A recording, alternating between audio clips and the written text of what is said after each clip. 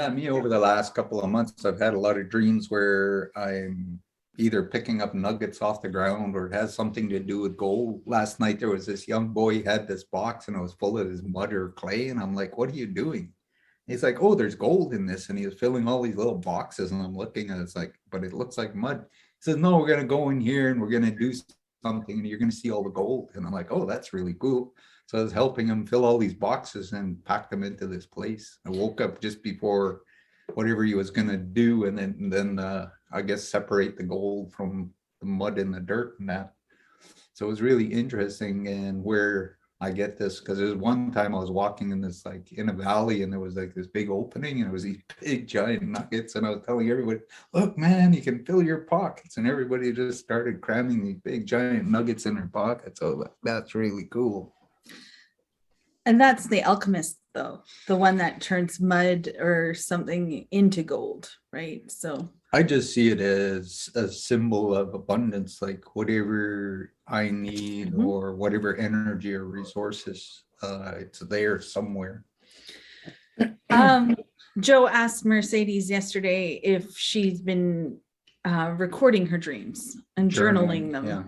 Your animal medicine, you got the wolf. White wolf is from the north. So you can meditate and ask what it'll teach you, what you'll do.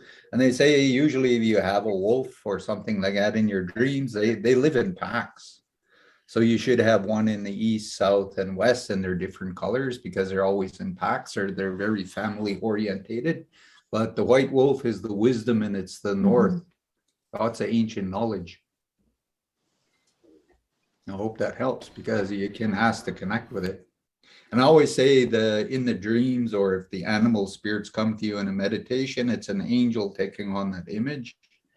And it's going to give you answers. It's going to give you strength. It's going to teach you things. There's really lots of stuff. And in natives, we use this. We use the earth and the animals and the plants and everything. And they come to us and they show and tell us things. So the wolf going in you is, you ever hear of a shaman in Peru and Central America on that? It's the jaguar. And sometimes you'll see movies where a person is going through a ceremony and the jaguar goes into the person and it becomes his strength and medicine protector. So these spirits and that, they're really, really interesting when they start showing up in your dreams. It can tell you lots if you study. Because all cultures in the ancient times, every culture on the planet understood the animals and the animals they would work with and spirits and everything. So it's a really, really big thing. With Helen, with her dreams, I get that she's dreaming of the future. So she's seeing a lot of strange things, and like she'll maybe start going to more meditation groups, more spiritual things, and she'll start realizing she saw these people in their dreams even before. So doors are opening and lots of newness is coming into her life. And I want to put out there too for you, Helen, that the places that you're going to, it's like you can't even imagine them. They're so strange. It was presented to me once of a similar situation, and that I went to a different world. I was in a completely different place, not Earth. And as soon as it was suggested to me, it's like an energy hit me, and I was like, oh, that explains it. That's why it's so weird to me. And I got curious, but. And Bella, one of the things I try to encourage people to do sometimes is ask for your animal guardians or your helpers. And in the natives, like in the north is white, in the east, I always say is red, south is yellow, and the west is black. So if you get an animal that's black, it's coming from the west. Like the natives, they really want the bear spirit because bears they were every part of the world at one time. You could find bears anywhere. And people want to connect with the bear, and the natives, it's really big because the bears eat all the herbs and the medicines, and they're herbivores and different things. So they know how to keep their bodies really, really healthy, but they're very, very strong too. And so when the bear comes to you, you have bear medicine. So it really connects you with the plants and the medicines and that. So if you need guidance and you need strength in that, like when I was a child living in the Arctic and I would have really difficult things, a polar bear would come to me in my dreams and it would tell me to get on its back. So I get on its back and it will walk through this really, really big storm. And I just knew by holding on it, whatever was going on, this polar bear was going to get me through. So when really difficult things came, whatever the universe or spirit world would do, I would have that strength to get through, because the storm represents a really, really big challenge. And the polar bear would show up to do that. Other times when, say, if I was maybe a little bit sick or something, black bear would come in and I would end up using herbs and medicines and that. So different things come for different reasons, like grizzly, and grizzly is, there's a lot of fish in that. And I mean, it connects with water and other kinds of things. So they all have different kinds of things to help you. And it's really neat if you can find your animal in each direction and you start asking them to teach you things. Because if you learn Peruvian shamanism and that, they try to connect you with your animal spirit. Your animal spirit is really, really important. One guy connected to his and it was a cricket. And at first he really was mad because he was trying to get a bear. We just asking for this bear, and he'd meditate and he'd do all these ceremonies, always asking. And no bear would come, and this cricket kept coming to him.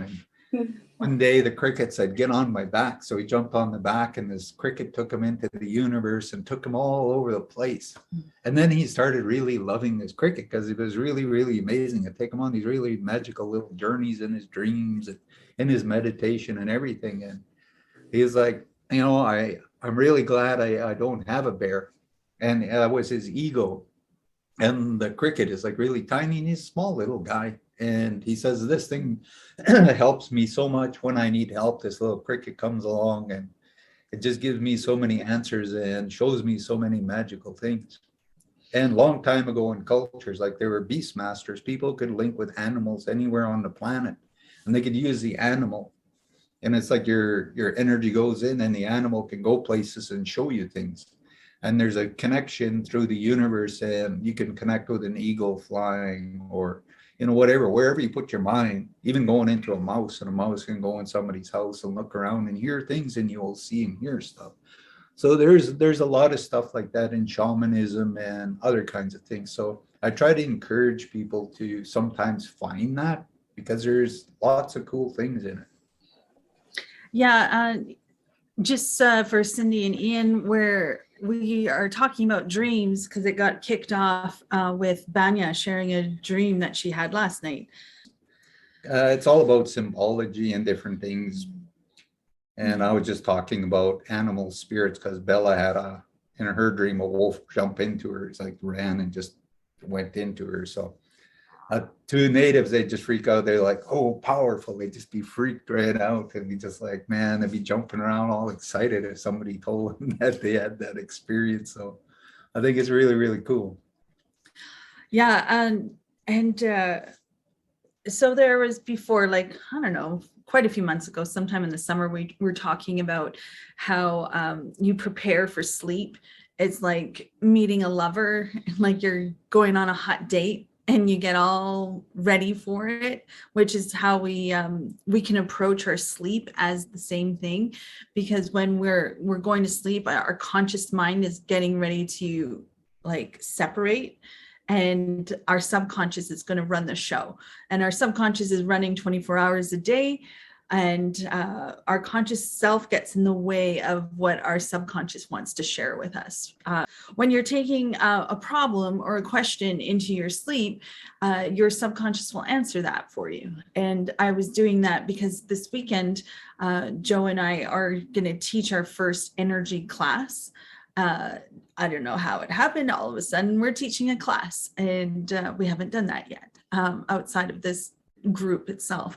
So it's like, well, how do I structure it? What are we actually teaching? And that question is on my mind a lot. And it's all about understanding energy. That's as much as I know. So when I go into sleep, I'm like, what are we teaching about energy? And I was waking up between 2 and 2:45 in the morning. I kept waking up with these like images, like diagrams of energy balls and like how to plug into these energy balls. And I was just like, and so then I was quite lucid with it, and I'm like, I got to remember this. Oh, I'll remember this. And then I was clearly not sleeping for close to an hour, and I was very lucid. And I woke up and got up, and I recognized that this was on my mind, and my dream was sort of expanding what was on my mind. And so I had to get up and record it. And it's like kind of guided me down a different path for part of the structure that I'm preparing for the group, because Joe, he's just like, I'll just do whatever the universe wants me to do. And I'm like, we got to have structure, or, we got to have some kind of like purpose here. Joe's just like, whatever they want. And I'm like, okay, cool. Yeah, because the first one is introductory. Basically, it's trying to give them basic knowledge. So the first two we're going to do is like introductory. And then the next ones are like trying to go a little deeper, feeling energy and becoming conscious of, gifts and abilities, and what are you really seeking? Because everybody is seeking stuff, and when we're seeking spirituality, there's energy. Mm-hmm. And I try to make people understand you need to integrate that. Mm-hmm. There's some kind of energy, there's a dynamics that keeps drawing you in, and trying to slow it down. It's like Ian really does that. He has an experience, he questions, he looks at it, and he tries to find a way to make sense of it all. And there's odd times he shares it, but there's a lot of stuff. And I know Zarina, like she said, since she was a child, she's had a lot of experiences too. So there's internal energies and different things that just keeps driving you. And people, they want to go into spirituality, but most people I find nowadays are seeking something spiritual to be a shaman. And I'm like, why? Like, there's so many other kinds of things. It's not just going to make you a movie star. And some people really think this. If I'm a shaman, man, everybody, wherever I go, it's just like, people are going to see me like wearing bling, like I'm 50 cents or something like that, or, sniff dog or something like that, like being really cool and talking really crazy, And see everyone's face bombing it, right? You forgot Flava Flav. Oh yeah, Flava Flav, with a big giant clock on your chest, And it's not this. It's not the way you dress. It's not anything. It's something inside you. There's a bigger love. There's something that's gonna change the world. It's gonna open you up, and like how Helen saw blue light in a guy in a bar, and he's there mixing drinks, and all of a sudden his chest starts glowing with blue light. She already has that in her. She doesn't have to try to make herself a shaman or a medicine man. Same with Mercedes, Cindy, all of you all got something inside you. You've just been that all your life. You don't have to take a course to learn to astral travel. A lot of times you guys are doing, but you just consciously don't really realize this. But people come to these kinds of courses, they're like, oh, this native guy's holding a ceremony, I'm going to go there and be a medicine man. And they're coming to me for 3 hours, and I figure they're going to be a medicine man. And it's like, yeah, and they get these distorted illusions. They see it in a different kind of way. And I'm like, it's a lifestyle. This is something I've lived all my life. This is something I searched. I spent long periods of time trying to find answers and questions to different kinds of experiences. Why did this go on? Like when I was telling Cindy one time, I was with a friend and a cousin. We were back home, and it was like 3 o'clock in the morning, and the sun doesn't go down. And one of them said, hey, let's go for a picnic across a big lake. And I'm like, oh, okay, whatever. So we went and got a whole bunch of things, went down to the river, and we paddled across, and we walked through this bush. And it was quite a ways to get to this big lake. And they're in front of me, and they're laughing. And we got a gun. We figure, well, maybe we're going to shoot some ducks and cook it to the fire. And I was walking behind them, and this energy was coming, and I'm like, it's getting really strange, and they're getting further and further ahead of me. And one of them grabs a branch and snaps it. And it was like a bomb went off. It just startles me. And I just looked, and I was like, this energy was coming in really strong. And I went over and I touched this branch, and this energy just opened and came through me, and I could feel everything. I could feel the plant. I could feel stuff going on all over their planet. And all I wanted to do was laugh and cry, and I couldn't understand it.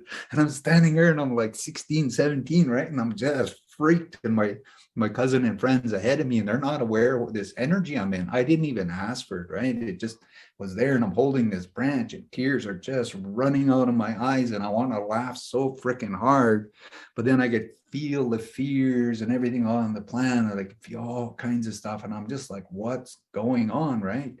And then my cousin turns around and he yells real loud. He said, "Hey, what the hell's going on?" And I'm like, "Oh, I'll catch up." And I let go of the branch, and I've kept my head down, wiping my eyes and everything. And I didn't tell him what went on, right? And I'm still inside myself like, holy man, like what was that, right? And I've had all kinds of stuff like that go on in my life. And I've searched, I've always asked the universe, why? Like, what caused this? Because it wasn't anything I was asking for, but for some reason, all of a sudden, this thing happened to me. Same with Cindy when she was in Australia. She was there and they had quiet day one day, and she sort of went through things, and the next day this thing just came in and was big and profound. So these kinds of things, they're real, they're a part of us, they're on our timeline.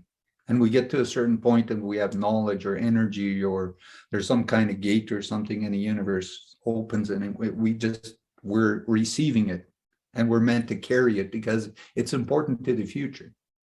Lots of things you've been giving into your life. Even Ian's had experiences as a child. Some of the stuff he's been given, he's carrying inside, and he doesn't know it's sitting there. But he's going to get in the future, and all of a sudden it's going to open up, and he's going to go, whoa, I know what this is.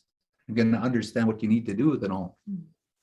So a lot of people really come to courses and stuff like that. They seek it out, but it's like they want to be these movie stars. They want sort of a title or a label, and it's like, okay, in a couple hours, I'm going to try to give you a lot of knowledge, basic stuff. And some people are already like, so maybe some will share their gifts or other kinds of things. I'm not, but the second one, like I say, it's a lot deeper. It's like really becoming aware of energy. It's like maybe allowing people to like sort of focus on somebody and see if they can pick up things, like sort of a little psychic session or something like that. I don't know, but really make them conscious. And even the smudging and other kinds of things, it's all energy. Rock, somebody gives me a rock and I hold that rock and I connect with it, and things just happen. So that taking them deeper in the two courses is really trying to open, because we all carry our own sacred book inside. It's a universal book of our own, and sometimes we crack that book open and we discover all kinds of magical things, and it's ours. And so really slowing it down to understand this. Like, I've had these experiences, and that energy, you can go in the memory, you can go in the energy, you can sit there. I can go into a memory from 5 years old, and it's like going on right now. I can be in there and it's like, wow, this is so magic and big, but the energy is so strong, it never ever left me. And I know I carry all of that, many other things, channelings and stuff from ceremonies and that the universe told me I would in the future understand and know what to do with it all. I have a question for anyone that wants to answer. Out of what Joe just shared, what popped out? What stood out for you? Did something land? A sniff dog for me personally. Yeah, Joe actually often calls 50 cent 5 cents.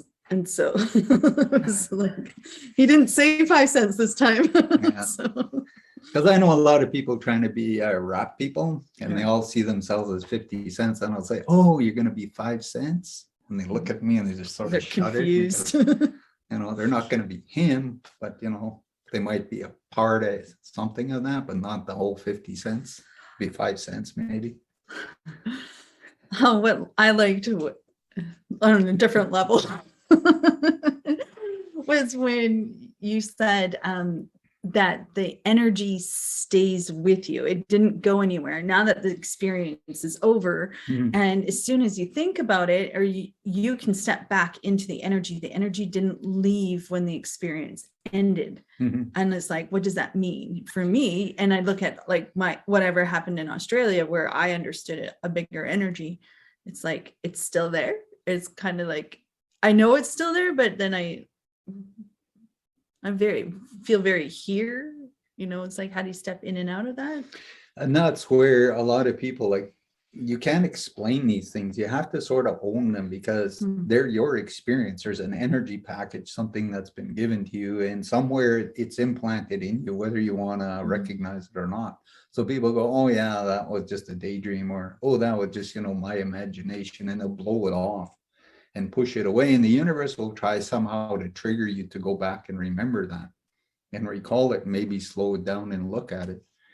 And so there's many things that we go through, and we're sort of unconscious of it all. And it's like, really, what is it you're seeking? Who are you really? Because there's lots and lots and lots of things. People say things sometimes to me, and things open up, and I'm like, whoa, there's so much magic here, but I can't tell you anything. I see all this stuff, and I'm like, oh, in the future, like, you're gonna be rocking it, and you don't even know it. And I just see things, and the spirits will tell me, like, and say something or not. And I really honor people. Like, I used to go into sweat lodges, and a person would come into the sweat lodge for the first time ever in their lives. And I used to always tell them, thank you for allowing me to be here at your beginning, because somewhere I'm going to cross their path in the future, and I'm going to see all the changes from that, when they first went in the sweat lodge to where they are today. And all these things, and we'll sit down and talk and share stories about learning and growing and all these things. And when they first go in, you're always scared because you're going in a dark place and you don't know the language, and there's all kinds of strange people in that. And then years later, you look back on this and you're just like, whoa, all of this stuff, right? And it's so neat to sit with somebody. And there's times where I get glimpses of different things that's going to cross their path and things.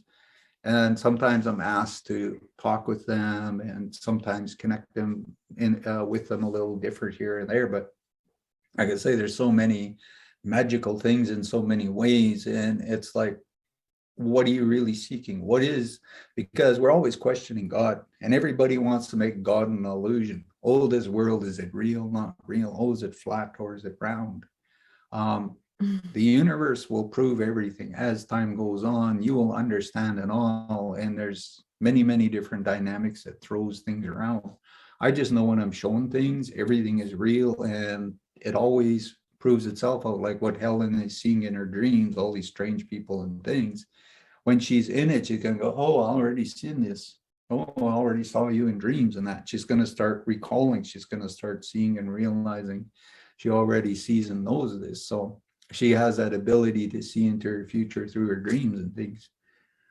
So those questions is like, what am I seeking? Why this? Because there's something inside you that keeps, like a magnet, just keeps pulling you forwards, attracting people and things into your life, and that energy is real.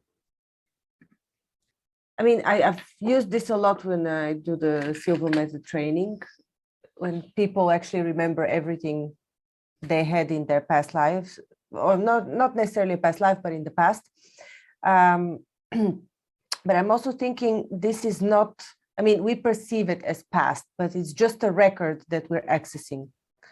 So in the end, it's all recorded out there.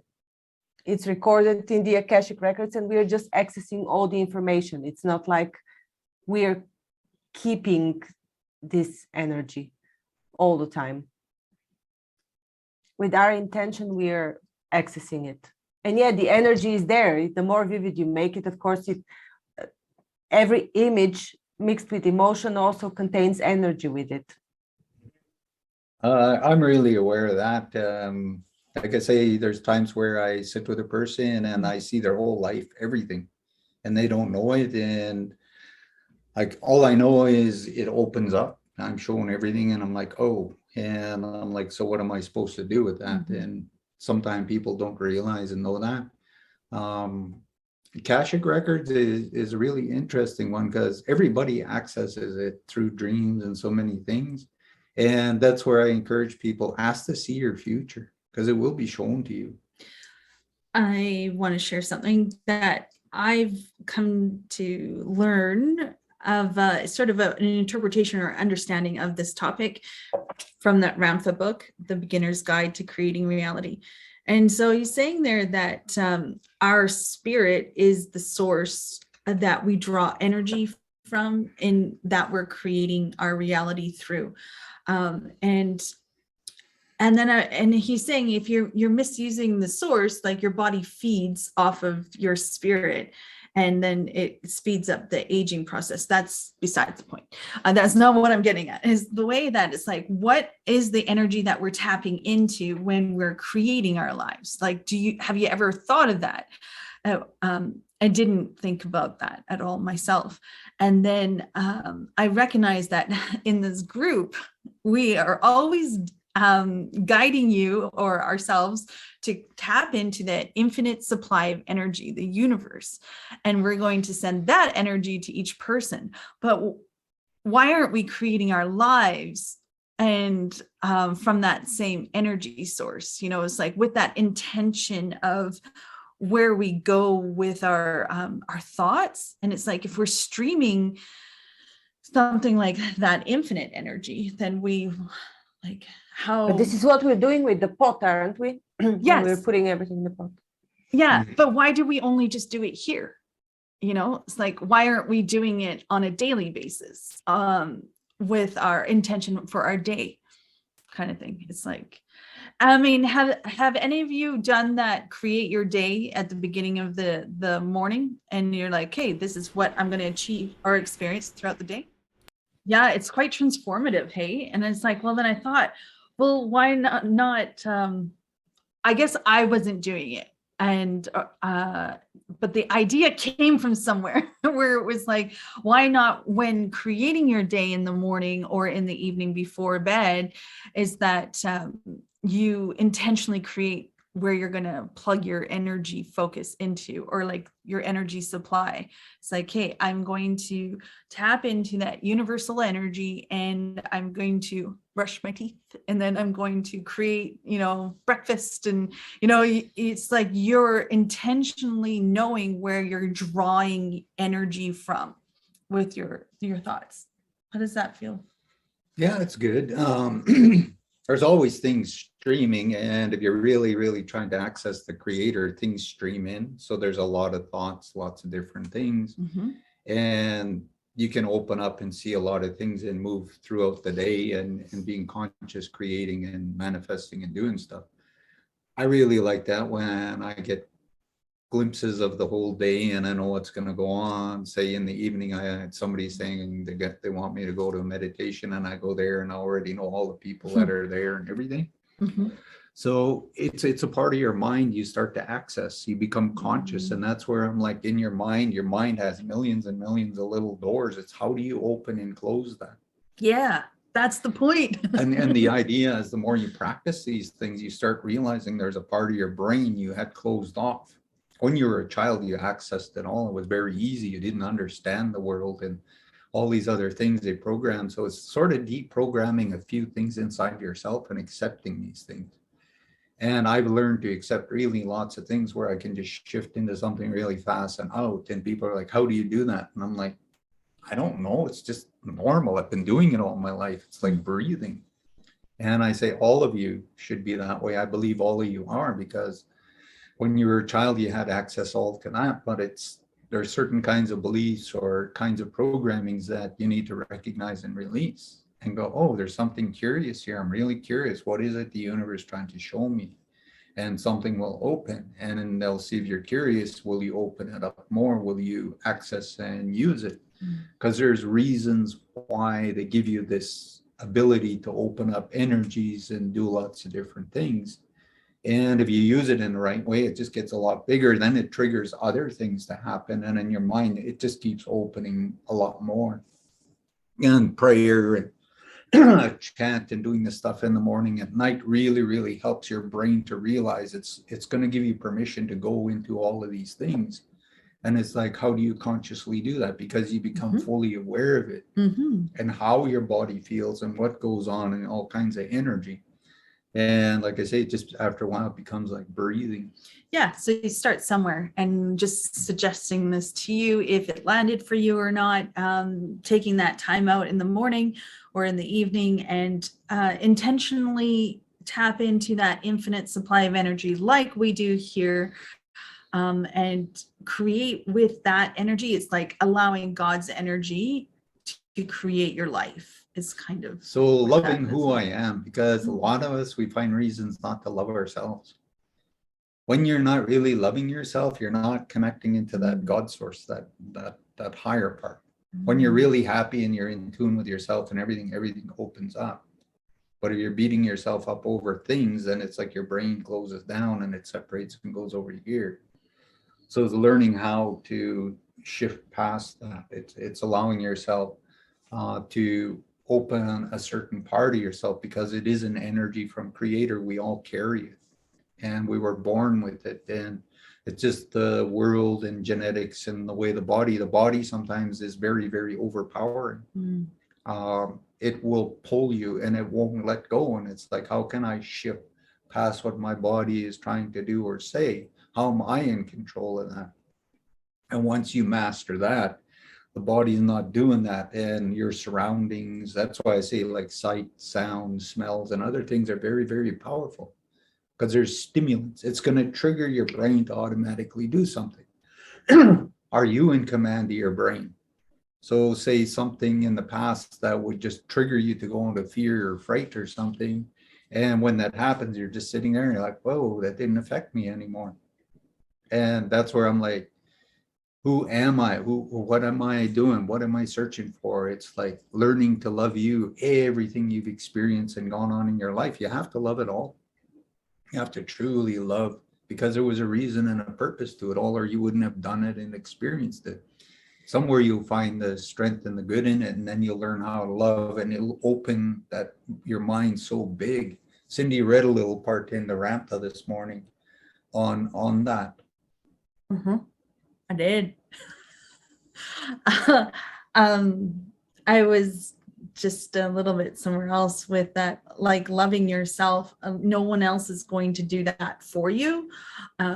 That will truly be like God loving itself is kind of what he's saying there. We're creating our day and our life through our memories that we know of. You know, it's got all those stimulus, like what we see, we hear, we feel, our scent and taste, and that's what we know. So we create from that wisdom. So what is it that you don't know, how that will open up your mind to having something even bigger happen for you, so that you can step forward into something like climb the ladder, right? And inviting in, like Joe says, ask to see your future. That's one way that you're going to get these new ideas coming in through, but it's like maybe posing a question.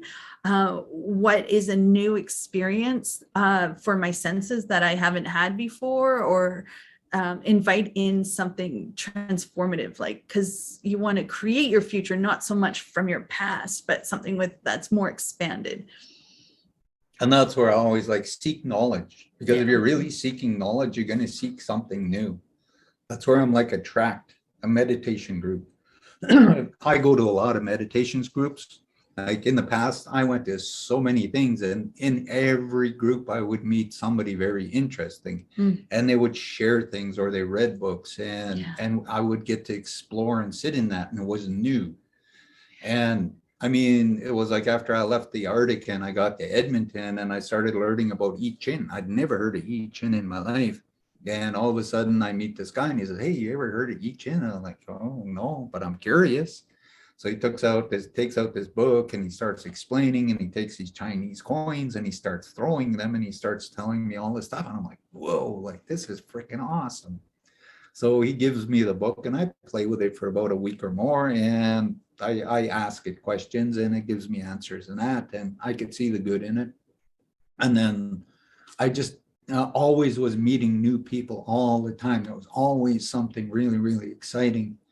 And leaving my community, which is only Eskimo, Indian, and a few other people that come into the community as teachers and that, and getting into a city where there's nearly 1 million people and there's every kind of language and race and belief and you name it. It was just like,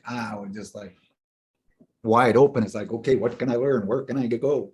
Like, you know, I see temples and churches I'd never seen before. So Mm. my curiosity was always just pulling me. And then I'd find all these natives that spoke other languages and did ceremonies. I'm like, oh, can I go to that ceremony with you? And I go in there. I didn't know what they were doing, but it just, and so many magical things would just go on. And I just had these experience after experience. And I wanted more and more and more.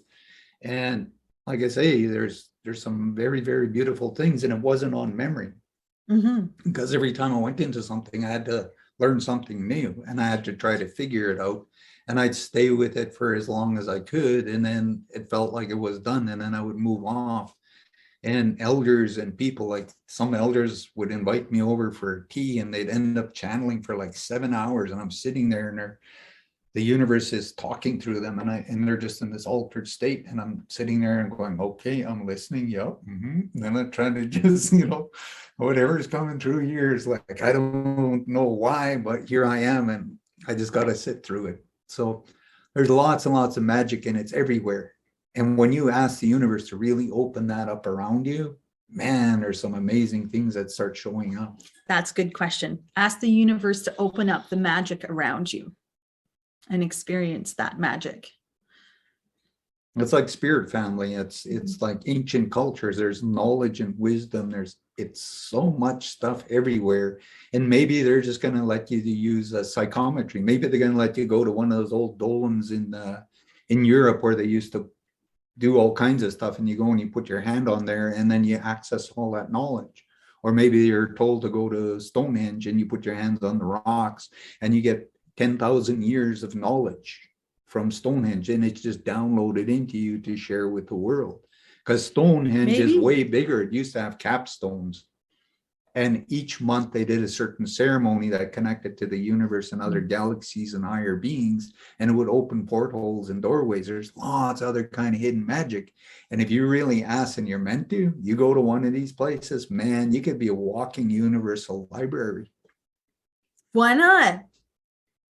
Mercedes, you got it in you. Be the universal library. We'll come check out books. Go on, Helen. I know you can do it. Zarina, Ian. Uh, Yeah, I'm So- thinking now about this other location that is also an ancient observatory in the Ural Mountains. Have you heard of it? That's oriented to, I think, 18 celestial movements as compared to Stonehenge, that is much less. So I've this seen other really one, I've seen lots of different ones, so I probably came across what you're talking about somewhere along the way. but where is that? Sorry. I have to find it. It's Ural Mountains. it's in the Ural Mountains. I think it's maybe Kazakhstan. I'm not quite sure. Okay. Yeah, I've heard Kazakhstan has a lot of some pretty intense stuff there for spiritual connections. Yeah. I know somewhere like there's another country where they're starting to realize there's these big hills and they're starting to realize there's pyramids hidden underneath them. So they're starting to look and find these pyramids in different places than they ever thought they were before, and they're hidden for a reason. So like I say, there's lots and lots of things, even going to the Egyptian pyramids. If you got psychometry and you can put your hands on those pyramids, the stuff you can be given and shown if you're going there, like that you can use for the world and everything else. Like there's so many things. And so I stay wide open to anything always. Does anyone have some questions or adds to this subject? This pretty expanded subject. I was kind of thinking that a lot of this stuff, like, well, yeah, we can say like, oh yeah, be open to the universe and everything, but I feel like a lot of it depends on how safe you feel. And I feel like safety is such a big part of it. And what I feel like what Joe does a lot of is just makes everyone feel safe. And then they feel okay to open up to the universe or whatever. And maybe that's just my experience. And then also like, yeah, because it is like, it's your daily life. It's like a constant choice. Like one time my mom was going through something and I was like, oh, maybe it's this. And she's like, Mercedes, not everything is spiritual. And I was like, but to me, everything is, because that's what I choose. And like, that's what I see in my life. So it's like, yeah, I don't know. That's my 5 cents. That's the thing is you really trust your angels, you really trust your guides, because they're not going to give you an experience for a wrong reason. There's something in it. And like I Mhm. say, they want to see if you're a curious child, because there's things there. When you were a child, you wouldn't even hesitate. If there was even a tunnel or something and you got curious, you crawl down it, you don't know if you're going to fall out the other end or there's something scary. You would just go there, your curiosity. And that's a part of us that's sort of closed, and the universe is offering us really, really big things. And we have more gifts and abilities buried in us, Mhm. but we're programmed in our beliefs, and Mhm. that limit us to really going in and accessing it and allowing it to expand us to that bigness. Like that experience when I was 16, 17, that was so big and profound. And that stayed with me for days. Like the energy just didn't go away. And there was all kinds of things going on. And it was strange. I had nobody to talk to. And anywhere I went, and people thought I was just crazy and nuts and everything. So I couldn't open up and tell people, oh yeah, this is going on and that, because they would want to lock me up in the loony bin or attack me or something. They, get Mhm. mad and call me the devil or whatever. So there's so many kinds of things like that, where even my granddad told me many times as a child, be very careful what you say to people, because they don't understand you and they're going to attack you. So when these things would go on, I'd internalize. And so I'm like, okay, universe, I want the answers. Prove these things to me. And they would come in, and I learned how to trust them. I learned how to do things. And I just know that there's reasons behind it. And the universe is speeding everybody up, because whoever's supposed to get in fourth and fifth dimension, you got to get a lot of knowledge in a very few short years. I had 60 years to walk to this point and search out and do a lot of stuff. Like Cindy, she started on this path and it's now starting to accelerate. So in the next few years, she's got to open up and have all these different things come in that she's walking, carrying, teaching, and doing. And it's like, okay, it's there. I'm ready to step into all of these things, and I will understand it as I move forwards. I like that, what you said, it's accelerating and it is for all of us. And asking if you don't feel safe or if you have that hesitancy because that is your past programming, ask for in to change that. The courage to go into something that was otherwise fearful and that you would never go down. So ask for courage, ask for safety, invite that in and learn how to trust it.